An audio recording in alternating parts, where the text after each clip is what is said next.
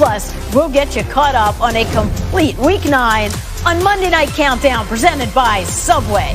Counting down to kickoff from our set here in the Seaport District at Pier 17 in New York City. And it's great to have the whole gang here with us again this week. Booger McFarland, our Hall of Famers, Steve Young, Randy Moss, Adam Schefter, I'm Susie Kolber. So, guys, how about we start with the shocking result in Tampa Bay last night? In a battle for NFC South supremacy, the Saints steamrolled the Bucs. Drew Brees, armed with his full complement of weapons, ran off 38 straight points against what was the NFL's third-ranked defense. Meantime, the Saints defense confounded Tom Brady to the tune of no touchdowns, 3 interceptions, and 3 sacks.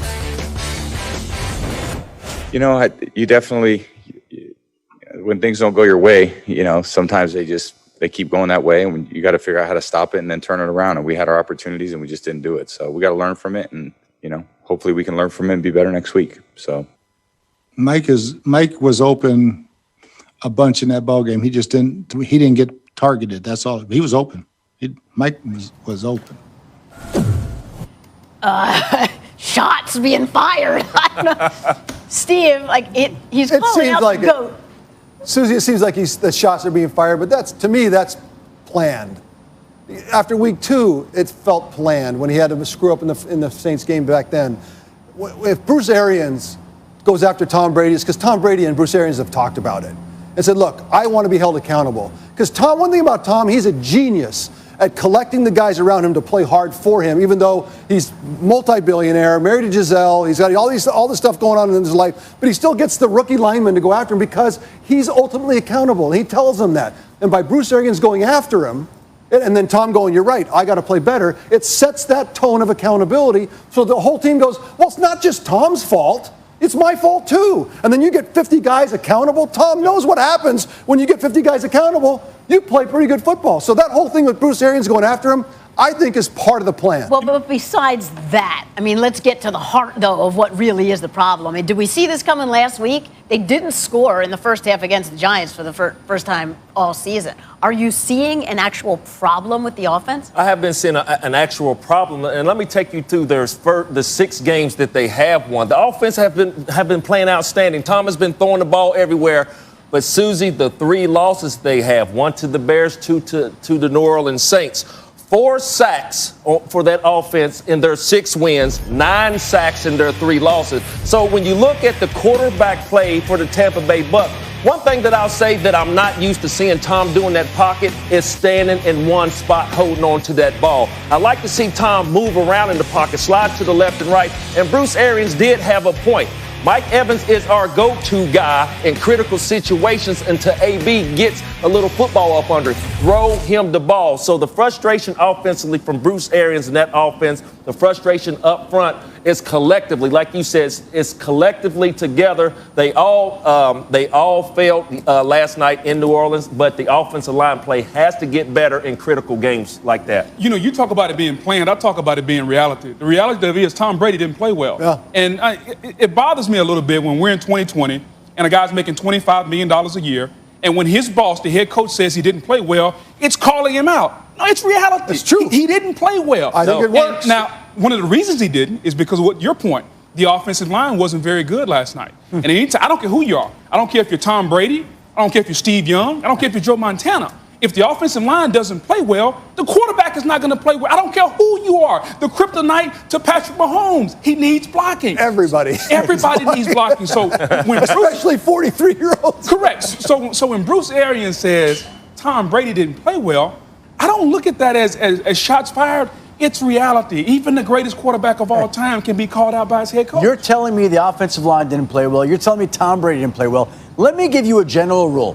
When you run the football, an NFL record 5 times in a game, the offensive line is not going to look good. The quarterback is not going to look good. Your team is going to get hammered and embarrassed the way the Buccaneers did, and that's exactly what happened. Yeah. They fell behind. They couldn't catch up. They abandoned the run. They started throwing the football. The Saints applied pressure. This is very simple. If you hand off the football 5 times in a game, you're going to lose 100 times out of 100. And when you have a quarterback that's under duress, would you say there's 19? There was 19 pressures that the Saints put on Tampa Bay's offense. How would you feel, Steve, as the quarterback, 19 pressures? At 43 years old, Tom can go run the 40, and it looks similar to what he did when he's 23. To be honest with you, he's not the fastest guy in the world, but it doesn't look that different. When he throws the ball, it kind of looks the same. But when you're under duress at 43, that's when that shows up. He can't. No one at 43 can handle all of that pressure, let alone at 33 or 23. And so you want to see the kryptonite for the Bucs. It's that duress for Tom Brady. And Randy makes the point about, we always think of Tom Brady as just that beautiful movement in the pocket. And if you're not seeing he needs that, a clean pocket, Susie. Then that's a big difference. But we can't put all of this on the offense. Did the offense give up all those points? No, they did not. Saints? I thought this defense was really good. Well, the defense generally is really good because they play to their strengths. They can pressure you with pressure packages from Todd Bowles. What they're not good at, Susie, is playing zone coverage. And for whatever reason, the Bucs came out last night and said, you know what we want to do? We want to take the most accurate quarterback in NFL history with no pass rush and play zone, and Drew Brees will kill you. Here they are in zone coverage. They're going to fake the little bubble screen. Because the Bucs are in zone, everybody has their eyes on Drew Brees. Look at the Tampa Bay Buccaneer defenders. They're manipulated. And Traquan Smith is wide open in the corner of the end zone. That's because Drew Brees sees zone coverage, and with his eyes, he moved everyone. Talk about no pass rush. They came into this game second behind the Steelers in sacks. No pass rush here. Drew Brees can look one way. He can pat it. My old D-line coach said anytime the quarterback pats it, it's not on the coverage, it's on the rush. That's on the Tampa Bay Buccaneers defensive pass rush. And you talk about a double move. Watch the tight end. He's going to move the safety. Drew Brees, look at his eyes. Move the safety to the left. Now you got the tight end running a little stick, little nod. And because that safety was moved by Drew Brees' eyes and the lack of pass rush, he can go left, come all the way back right. So when we look at the Buccaneers last night, it was a total failure offensively. But let's not leave Todd Bowles out defensively. But why did Todd play zone? Todd Bowles, because anytime you play the Saints, in my opinion, I hadn't talked to Todd. I got a feeling Todd didn't want to show Drew the same thing they showed him in week one. Okay, we came after him a little bit. Let's show them something different. And the Saints came out and said, we expected man. When we got zone, we were like, Drew Brees had to be like man. And it had to be because they hadn't been as explosive, right? They had not, those 20-plus yard plays had not been there. Exactly. Let's just zone them up and see how it goes. Not so good.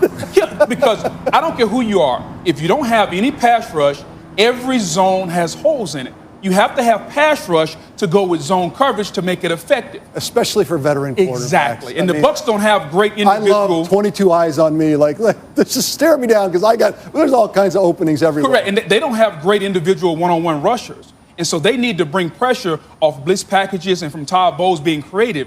And last night they weren't. So just to remind everyone that Brady, Arians, they all said work in progress. Yeah, that's the end for the Bucs. No, this is not the end for the Bucs. It's the beginning of the process. Yeah, it is. Just relax. We'll talk about the Saints later. They've won 5 straight. Still to come on Monday Night Countdown, the Steelers and the top teams in the AFC, beginning with the Steelers, who went down to the wire against what turned out to be a competitive Dallas team. Ben Roethlisberger actually played better after tweaking his knee late in the second quarter, throwing 3 touchdown passes in the win. The Chiefs also pulled out a close game against the scrappy Panthers, with Christian McCaffrey returning to action in a big way. However, Patrick Mahomes added to what's shaping up to be another MVP season with his 4 touchdowns. He's the fastest quarterback to 100 touchdowns in NFL history. The Steelers and Chiefs appear to have separated themselves in the AFC and are the only 2 8-win teams in the NFL. The Chiefs are averaging more points per game on offense. Both defenses have been playing well, allowing just over 20 points per game. Adam, let's just quickly start with Ben, because he did leave the game and he came back, but he tweaked his knee. How is he?